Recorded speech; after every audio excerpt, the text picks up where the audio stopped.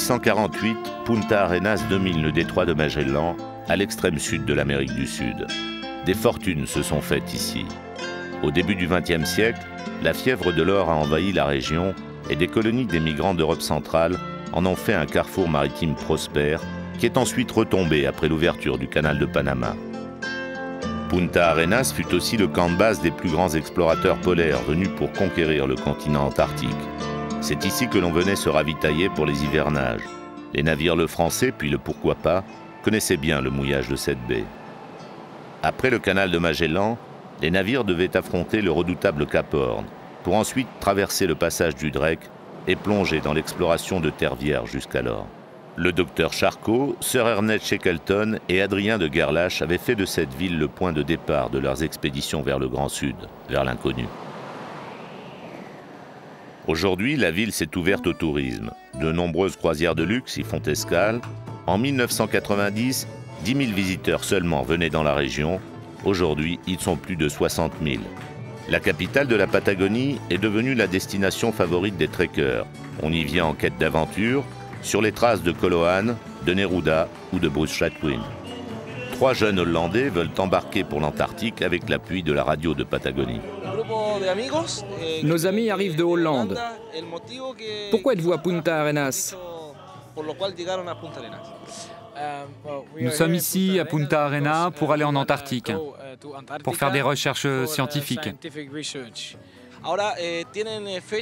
Quand pensez-vous pouvoir partir pour réaliser vos études sur la zone antarctique?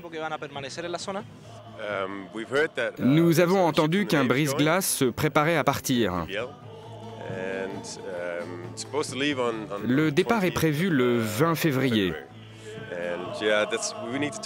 Nous souhaitons pouvoir parler avec la marine pour qu'ils nous acceptent à bord.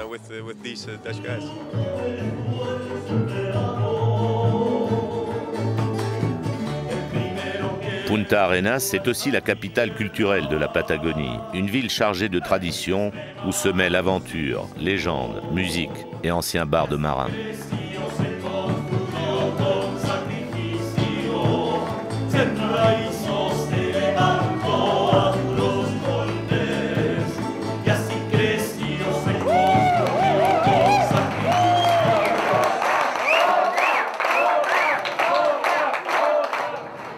Directeur de l'Institut Antarctico Chileno, le professeur Aguayo connaît bien l'Antarctique. Depuis plusieurs décennies, ses travaux sur le continent glacé font autorité à travers le monde. Il est également le spécialiste de l'histoire antarctique du Chili. La première commission internationale qui reconnut le Chili comme un pays antarctique eut lieu en 1916, lorsque le navire Piloto Pardo a porté secours à l'expédition Shackleton sur l'île de l'Éléphant. L'expédition menée par Ernest Shackleton vivra une fabuleuse odyssée. Bloqué par la banquise durant une année, leur navire sera finalement broyé par la pression du pack. Tous les marins survivront grâce au courage de leur capitaine.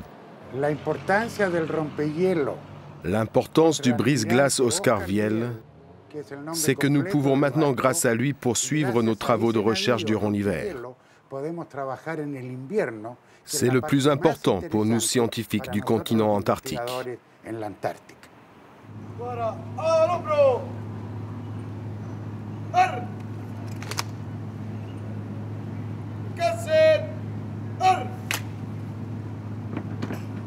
Bueno, buenas tardes.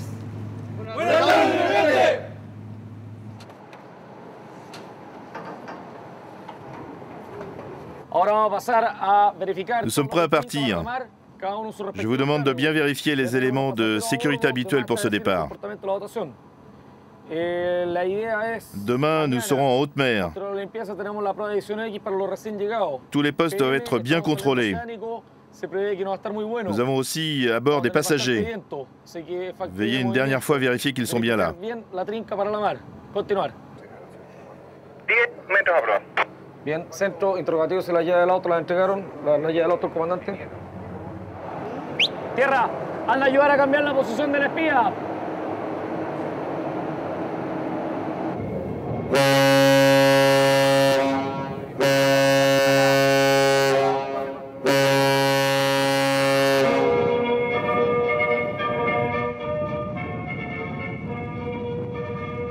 Sous le commandement du capitaine de vaisseau Millard, le Viel entame sa route au sud, à travers le détroit de Magellan. Les machines lancées à 14 nœuds, Punta Arenas disparaît dans le sillage. Le lieutenant Mario Magliucetti reprend la mer avec l'espoir de pouvoir enfin franchir le cercle antarctique pour la première fois. Il attend ce moment depuis 14 ans.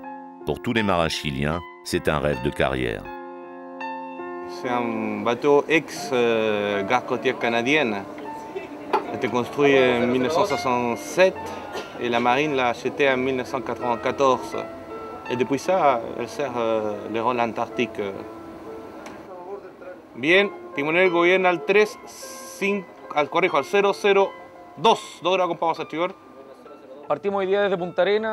Nous sommes partis à 20 h par le détroit de Magellan. Nous naviguerons dans les canaux intérieurs jusqu'à demain vers 13h30. Nous arriverons alors dans le secteur de Drake.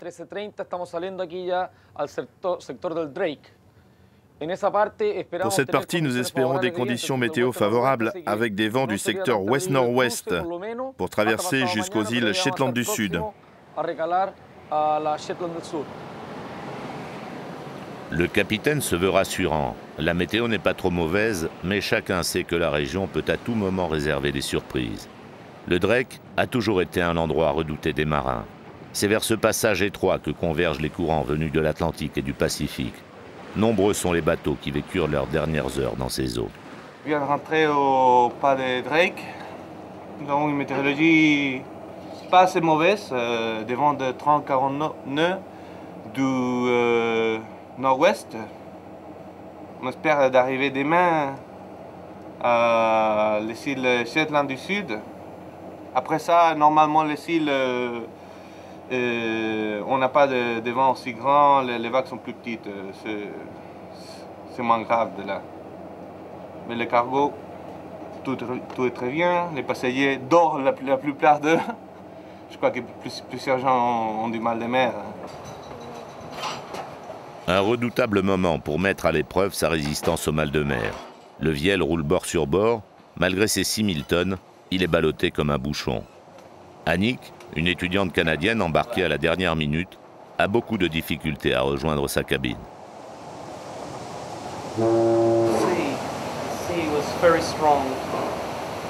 La mer est forte.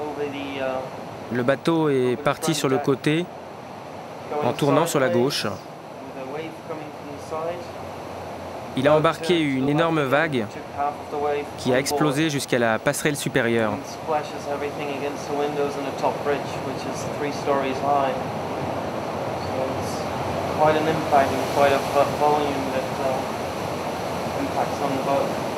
Vous avez pris vos pilules?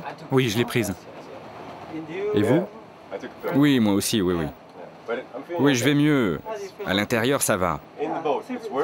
Mais en haut, ça bouge trop. Et encore, là ça va. Ça peut être plus horrible. Et j'en suis à ma 10e traversée du Drake.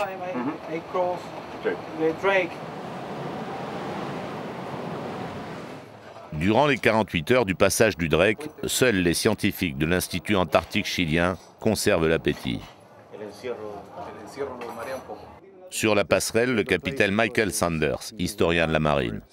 Cette région est réputée pour ses conditions météo et pour le changement soudain de l'état de la mer.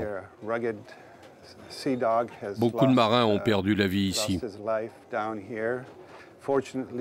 Heureusement, la marine du Chili prépare bien ses officiers pour affronter ces hautes latitudes particulièrement difficiles. Le capitaine Michael Sanders connaît bien toutes ces fortunes de mer qui ont rejoint la légende. Le Drake, c'est un peu l'Everest des navigateurs. À fond de cale, les cuisiniers et hommes d'équipage font la traversée comme si rien ne les troublait. Pourtant, à l'extérieur, le Viel se bat pour faire sa route.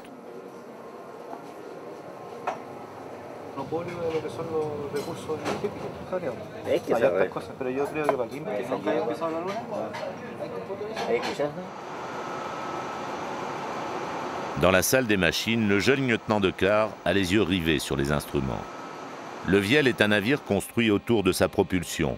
8 moteurs de locomotives diesel qui transforme l'énergie en électricité pour alimenter les moteurs des 2 hélices.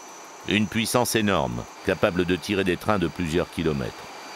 Pour les mécanos, seul un petit écran vidéo de contrôle leur donne une vue sur la proue du navire.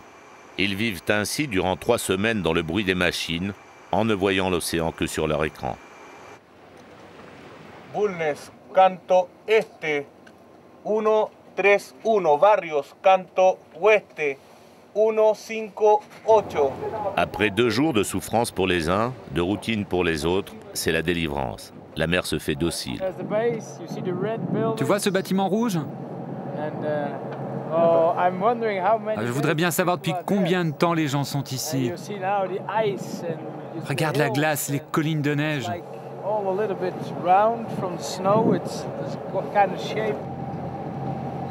C'est très impressionnant, les icebergs, puis toute cette neige. Tu peux vraiment... c'est facile d'imaginer qu'il n'y a jamais personne qui est venu ici. C'est juste blanc. C'est froid. C'est super beau. C'est ce qui m'a un peu décidé à faire ces études. De voir de si belles choses pour pouvoir venir faire un travail là-dedans. Être inspiré tous les jours par des choses comme ça, pouvoir venir apporter des gens ici. C'est incroyable. Première étape du Viel, la base chilienne de O'Higgins, tenue par une vingtaine de militaires de l'armée de terre chilienne. Sans perdre de temps, les marins s'affairent. Il faut décharger plusieurs tonnes de matériel et de ravitaillement en un minimum de temps, avant la prochaine dépression. Le débarquement à O'Higgins est délicat. La baie est encombrée d'icebergs et le vent peut tourner à tout moment.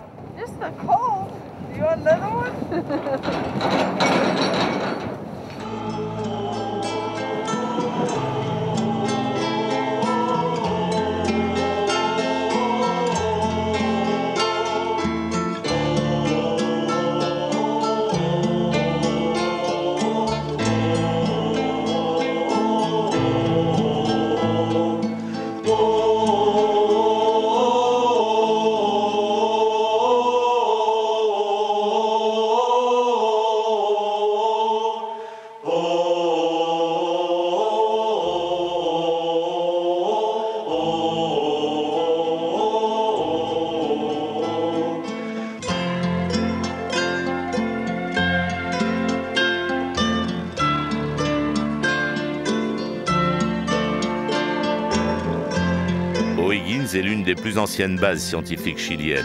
Depuis 60 ans, des chercheurs viennent y observer la dérive de la calotte glaciaire. La glace de l'Antarctique, qui est constituée d'eau douce, représente 90% de la réserve d'eau terrestre. L'on comprend mieux l'inquiétude des scientifiques face à la fonte des glaces.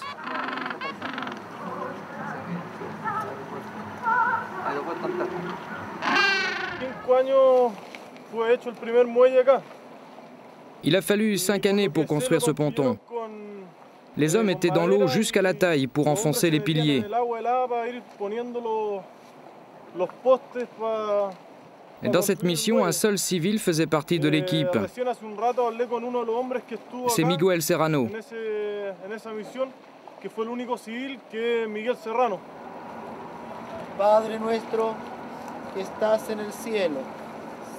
Le Chili est profondément catholique. L'aumônier du Viel bénit le ponton pour lui assurer une fiabilité divine.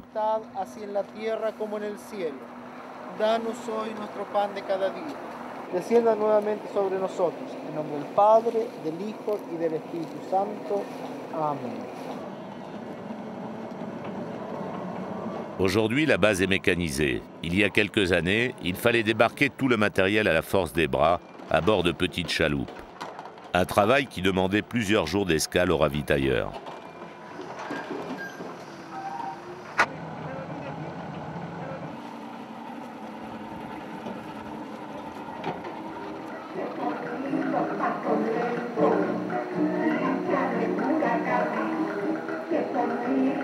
Pour les Hollandais, c'est le premier contact avec les manchots antarctiques, qui se rassemblent autour de la base au rythme de la cueca, une vieille danse traditionnelle chilienne que diffusent par haut-parleurs les techniciens de la base. 2 heures suffiront aux techniciens pour faire leur inspection et aux marins pour débarquer tout le ravitaillement de l'hiver. Il est temps pour le Viel de quitter ce mouillage précaire, au milieu des icebergs.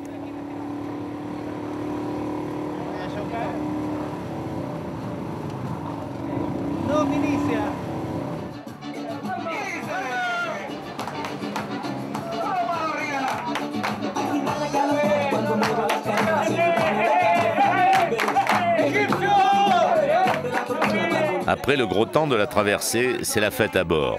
Il faut marquer l'arrivée en Antarctique. Le brise-glace devient boîte de nuit et les prétendantes sont prêtes à charmer les jeunes officiers du bord, à l'image de Claudia qui s'intéresse à un jeune lieutenant. Bien des soirées se sont plus tard terminées par des mariages.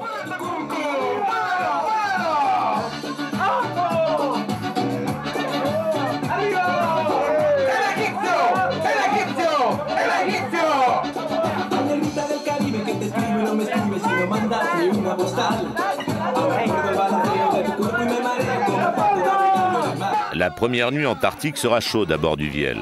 Les Chiliens aiment la fête, une tradition pour Mario, le premier lieutenant. Dehors, il fait très froid. Ici, nous, il se fait très chaud. Nous sommes latins, quoi. Hein? On fait la fête. Pendant que la fête bat son plein, le Viel reprend sa route vers la base de Prat, à une 50aine de milles. Une base tenue par la marine chilienne. Depuis 55 années, des équipages s'y succèdent pour maintenir la présence chilienne en Antarctique. Il y a plus d'un siècle, le Belge Adrien de Gerlache, à bord du navire Belgica, était l'un des premiers à explorer cette région. Ses travaux allaient permettre à toute une génération de découvrir des terres inconnues où seuls quelques baleiniers osaient s'aventurer. Adrien de Gerlache était un visionnaire dans le choix de ses équipages. À son bord, le jeune lieutenant Amundsen faisait ses premières armes. C'est lui qui sera le premier homme au pôle Sud quelques années plus tard.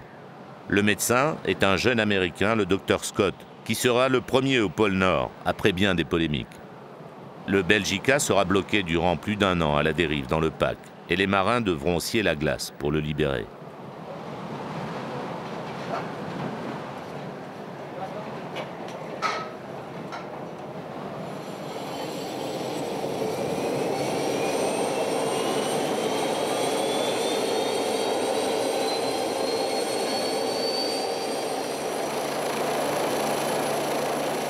L'Antarctique est toujours aujourd'hui une terre d'aventure, même si l'on y vient maintenant en croisière. L'une des missions de la marine chilienne, au terme des traités internationaux, est de surveiller les différents points de navigation. Sur la route, l'hélicoptère du Viel part vérifier le balisage d'un chenal, une mission essentielle. Le trafic maritime, en effet, augmente chaque année. Les paquebots sont de plus en plus nombreux à fréquenter la région, avec des centaines de touristes à leur bord. D'après les notes qu'ils ont prises avant le départ, la route vers la base de Prat est un passage pour les cétacés.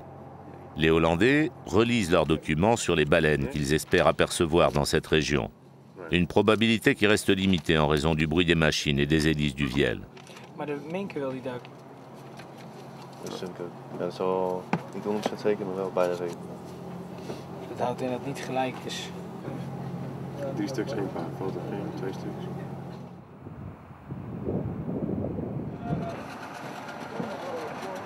Nouvelle mission de ravitaillement pour la petite base Arturo Prat.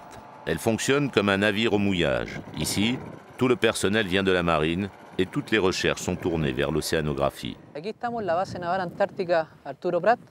Nous sommes ici sur la base Arturo Prat, qui est une base de la marine chilienne qui fut inaugurée le 5 février 1947. Ça fait donc 55 ans que nous sommes ici. Nous venons de fêter l'anniversaire de notre présence. Ça vaut la peine de rester ici en Antarctique?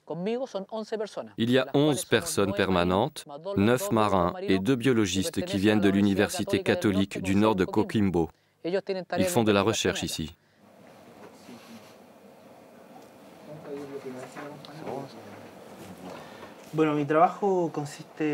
Mon travail consiste essentiellement à étudier la biologie marine et son environnement sur la baie de Chili, sur l'île de Greenwich. C'est du phytoplancton. C'est leur appareil digestif. C'est un vieil échantillon.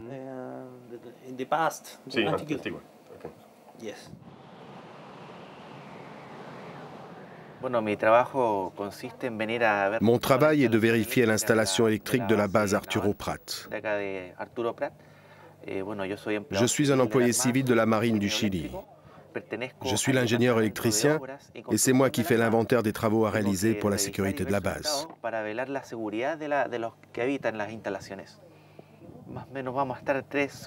Je vais rester 3 à 4 jours ici pour établir le planning des travaux et des réparations à faire plus tard.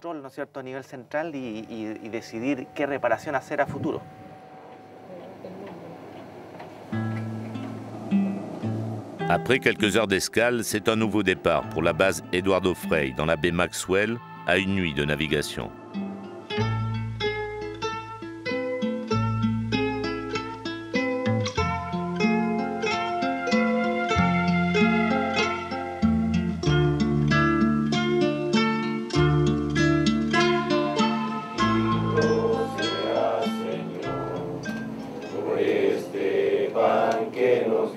Comme tous les dimanches, à bord des navires de la marine chilienne, on dit la messe.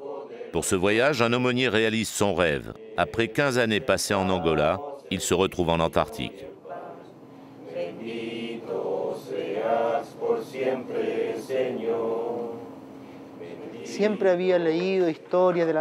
Le passé, la vie de l'Antarctique, jamais je n'aurais pu imaginer venir ici. Et l'Eucharistie, la messe à bord du Viel, en Antarctique, c'est pour moi un moment d'action de grâce.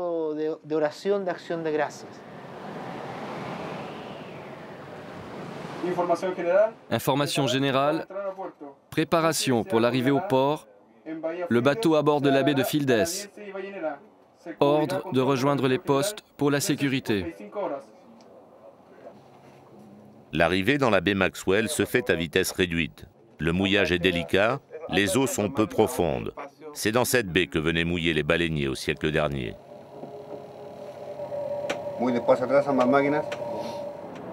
C'est toujours intéressant de regarder. On ne voit pas souvent la terre. Chaque fois qu'on arrive à une base, j'essaie de venir voir qu'est-ce que ça a l'air. Les montagnes, la neige.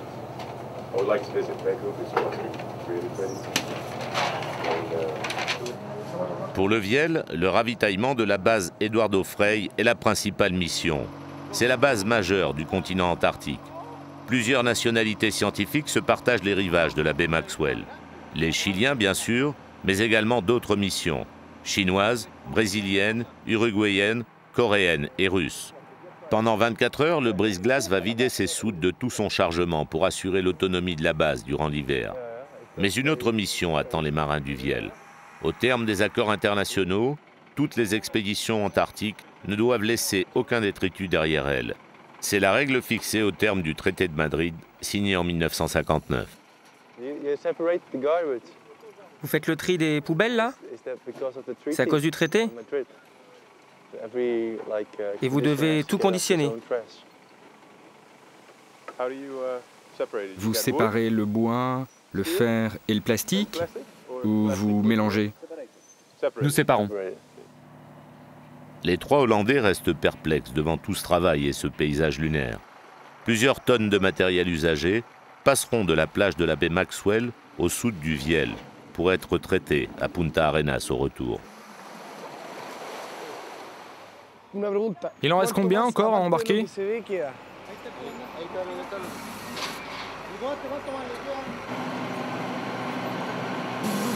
De leur côté, les militaires de l'armée de l'air, sous la direction de leur colonel, en font autant, avec des volumes encore plus importants, liés au développement de l'aéroport Frei Montalva, qui voit passer toutes les expéditions en route pour le pôle Sud. Le colonel Callejon est le grand patron de tout ce territoire, administré comme une petite ville. Nous sommes ici sur la base Eduardo Frei Montalva de la Force aérienne du Chili.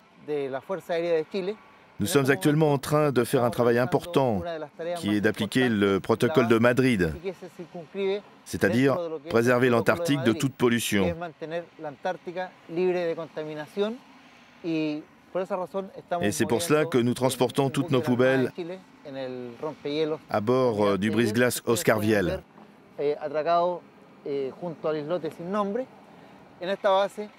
Sur cette base, toute l'année vivent 14 familles avec leurs enfants. Nous avons une école, une poste, une banque. Nous avons une vie complètement normale. Et d'ailleurs lundi, comme dans tout le Chili, ce sera la rentrée des classes.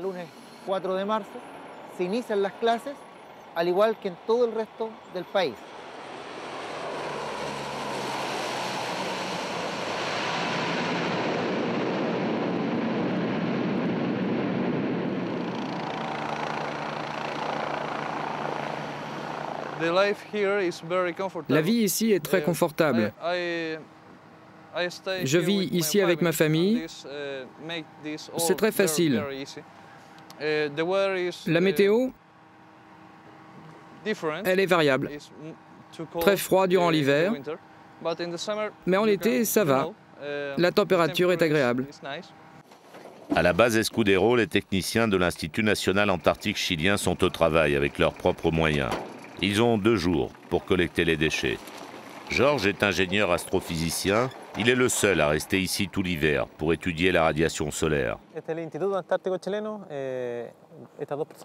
Nous faisons partie de l'Institut antarctique chilien. Eux, ils sont venus pour collecter les matériaux usagés de la base, pour les recycler à Punta Arenas.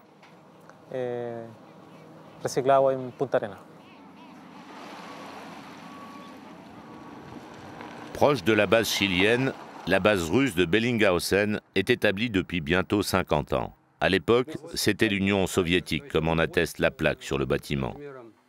Essentiellement affectés à des travaux de météorologie, les ingénieurs surveillent également la dérive des icebergs. L'un d'eux, justement, dérive le long de la péninsule antarctique. Il dépasse les 80 km de long, inquiétant pour ces glaciologues.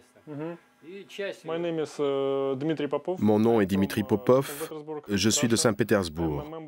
Je suis membre de la 47e mission russe en Antarctique. Nous sommes ici sur la base de Bellinghausen, qui est la plus au nord du continent antarctique. Je suis en train de préparer l'antenne de réception satellite pour qu'elle résiste au vent d'hiver.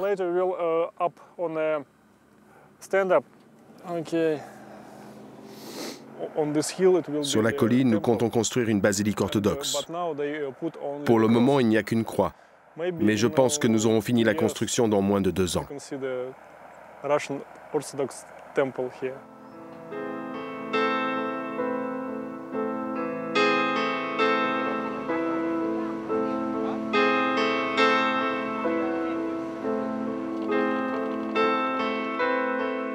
Le Viel va maintenant faire route au sud et franchir le cercle polaire antarctique, le fameux 66°33. Un challenge. Le briefing à la passerelle est tendu. Les informations sur les glaces ne sont pas bonnes pour les prochains jours. Malgré tout, le commandant décide d'aller voir. Il veut absolument franchir le cercle antarctique.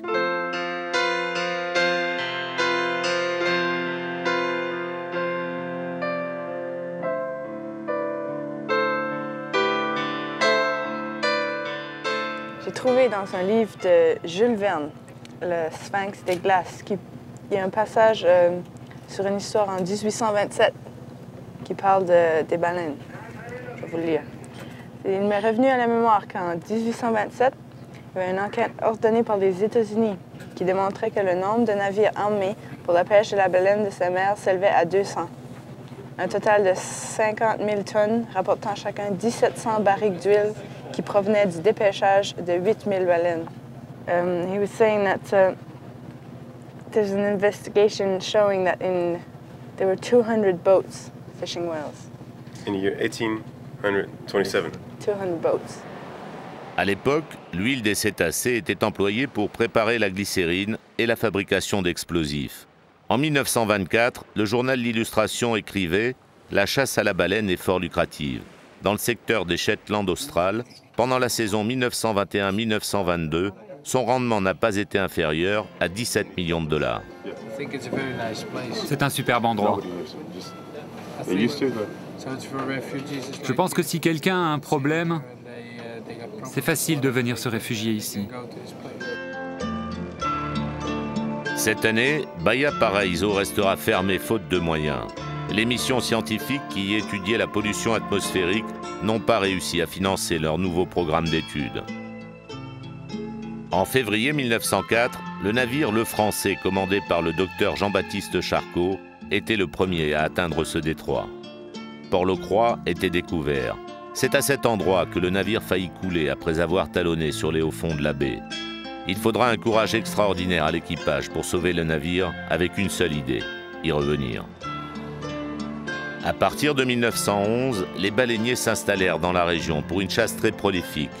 Et c'est en 1927 que des expéditions scientifiques britanniques s'y établirent jusqu'en 1962. Port-Locroix était un lieu privilégié pour l'étude de l'ionosphère et des phénomènes liés à la propagation radioélectrique.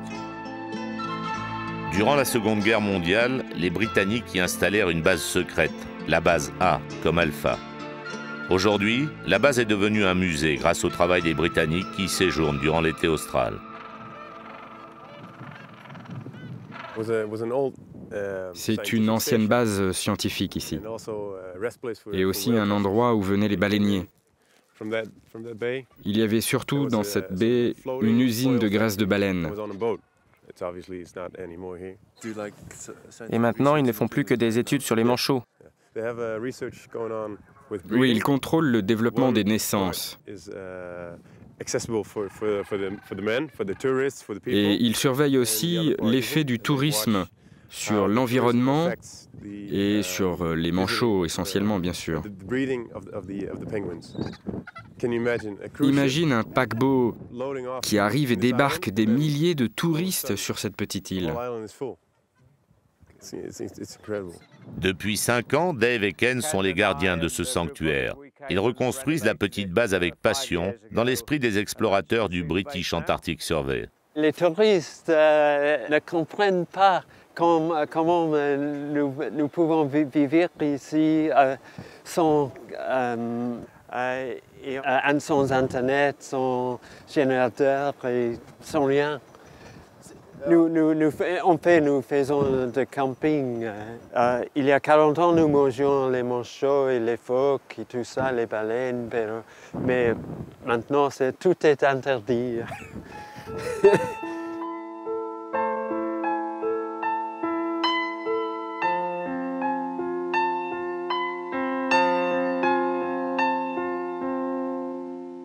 En 1908, le docteur Charcot tient sa promesse et revient pour un hivernage avec son nouveau bateau, le Pourquoi pas. Depuis cette époque, une majeure partie des terres qui nous entourent portent des noms de scientifiques ou de politiciens français. Port-Locroix, Canal Grand-Didier, l'île Victor Hugo ou l'île Renault. Durant 2 années, le docteur Charcot va sillonner ces lieux en les cartographiant. Il reconnaît plus de 2000 km de côtes vierges, poursuivant ainsi les travaux du Belge Adrien de Gerlache. À son retour en France en 1910, la moisson scientifique est abondante. Une vingtaine de volumes d'observations seront publiés. Jean Charcot est devenu un personnage légendaire. Les explorateurs de l'époque l'avaient surnommé le gentleman des glaces pour ses qualités humaines et son profond respect de la vie animale. Sa disparition à bord du Pourquoi pas sur les côtes islandaises en 1936 laissera un grand vide au sein de la recherche polaire française.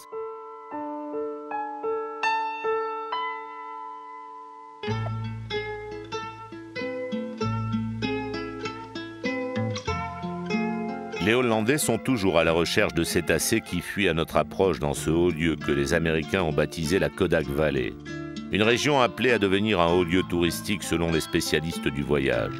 Pour l'heure, le prix de la croisière varie entre 4 000 et 8 000 euros selon le confort du navire. Un prix encore dissuasif, mais chaque année, les tarifs sont à la baisse.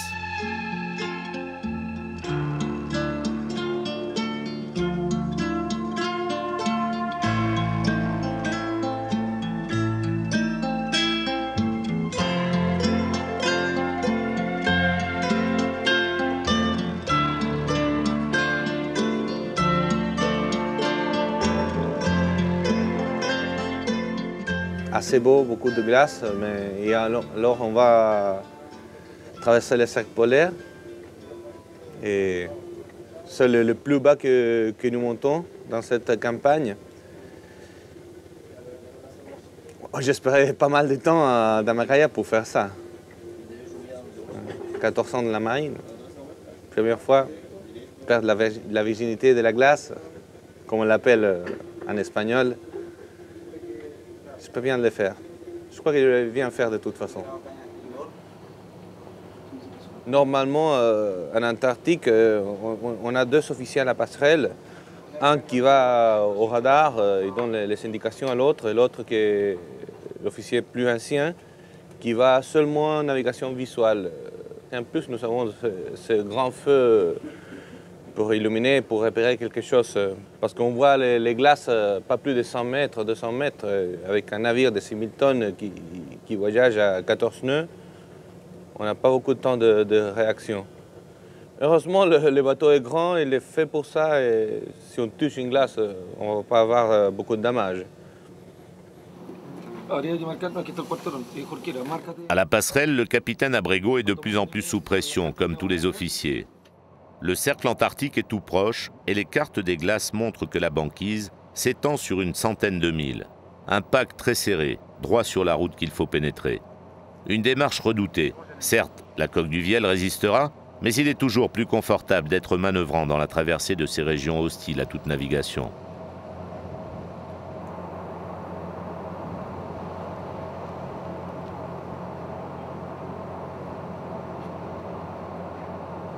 One more degree. Almost there. Almost crossing the polar circle. Yes! C'est l'effervescence sur le pont supérieur. GPS à la main, les Hollandais attendent de couper le cercle antarctique. 66 and 33 degrees. 66 degrés 33. C'est super, le cercle polaire. How are you today? Very good. Congratulations. Félicitations, on vient de passer le cercle polaire. We go down. Wales, Antarctic, give me Wales, Antarctic, give me Wales, until the moon goes down. Give me Wales, Antarctic, give me Wales, Antarctic, give me Wales, Antarctic, till the sun goes down.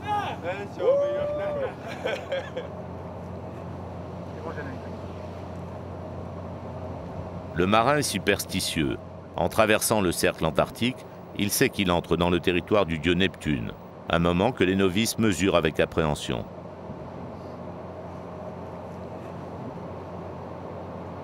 On va voir c'est ce que nous va montrer le roi Neptune. Il paraît que c'était fâché que nous avons traversé ce territoire, c'est pour ça qu'il nous a mis cette barrière de glace. Ça arrive de temps en temps.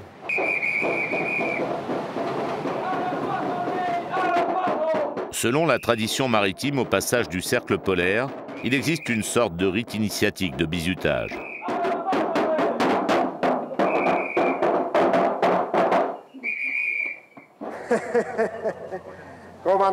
Commandant, commandant, tu as changé la route de ton navire pour entrer dans mon territoire.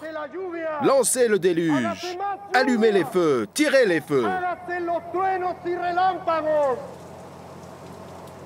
On est trempé, on a froid, mais on attend le baptême.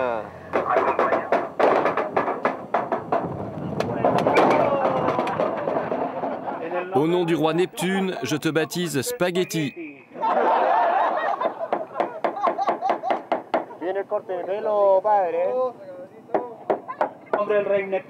Et au nom de Neptune, je te baptise Darling.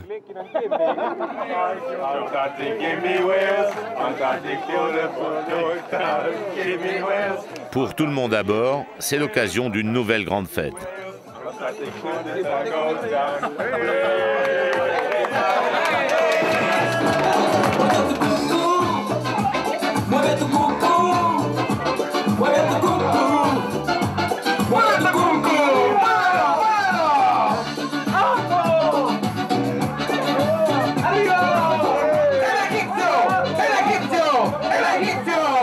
Pendant la fête, le marin de veille a détecté au radar un navire sur la route. Le commandant tente d'établir une communication et il n'obtient pas de réponse. L'incident est grave, surtout si c'est un bateau de pêche. La pêche dans les eaux antarctiques est en effet formellement interdite par le traité de Madrid. Devant le refus de procéder à son identification, le commandant demande l'assistance d'un patrouilleur présent dans la région, le Lantaro, pour stopper la route du navire. Après vérification, il s'agit bien d'un chalutier. Edward, l'un des jeunes scientifiques hollandais, est furieux de croiser un navire de pêche dans ce sanctuaire. Le navire de la marine chilienne tente d'approcher le chalutier pour savoir ce qu'il fait ici.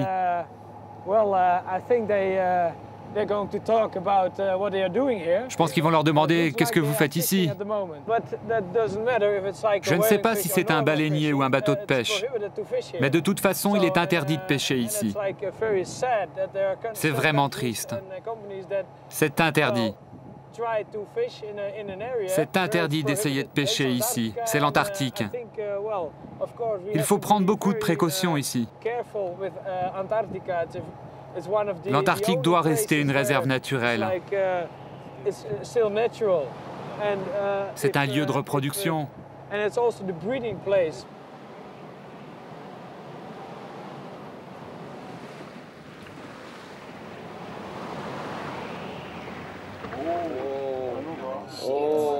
Après cet incident, le carré des officiers retrouve une décontraction naturelle pour des marins habitués à parcourir les mers les plus redoutables de la planète.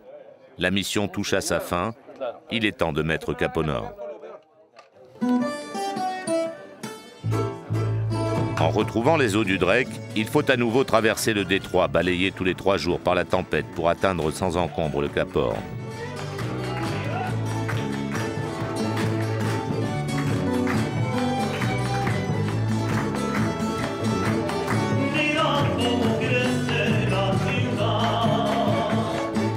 Le Cap Horn franchi, le Viel entre maintenant dans le canal de Beagle que Darwin a parcouru pour mettre en évidence sa théorie. La nature n'a pas changé depuis son passage. Par contre, les habitants, indiens Onas, Alakalouf et Yamana, qu'ils considéraient comme le trait d'union entre l'homme et l'animal, ont complètement disparu. Depuis Joshua Slocum et son tour du monde en solitaire, bien des navigateurs ont fait de cette région leur jardin secret où ils viennent se ressourcer entre 2 courses. Retour dans le Beagle. Le Viel se faufile dans les canaux de Patagonie. Magallanes, comme disent les Chiliens. Une route truffée d'écueils vers la dernière étape, Punta Arenas.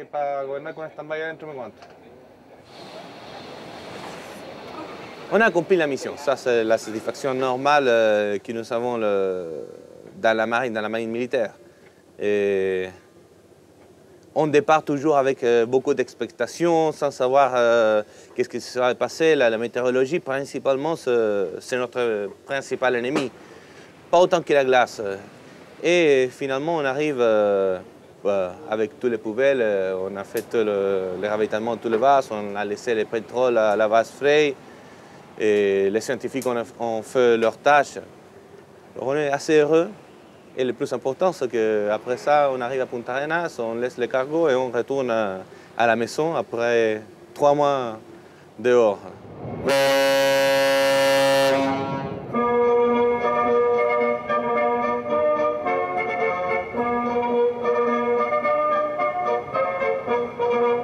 Je suis très surpris de recevoir ce diplôme parce que la première journée avant le départ du Viel, je ne savais pas que j'allais venir sur ce voyage. Puis, je suis très heureuse de recevoir un diplôme qui explique tout mon passage de l'autre côté du Drake. Merci beaucoup. C'est inoubliable. Never forget the Viel. Never. Never. Thank you.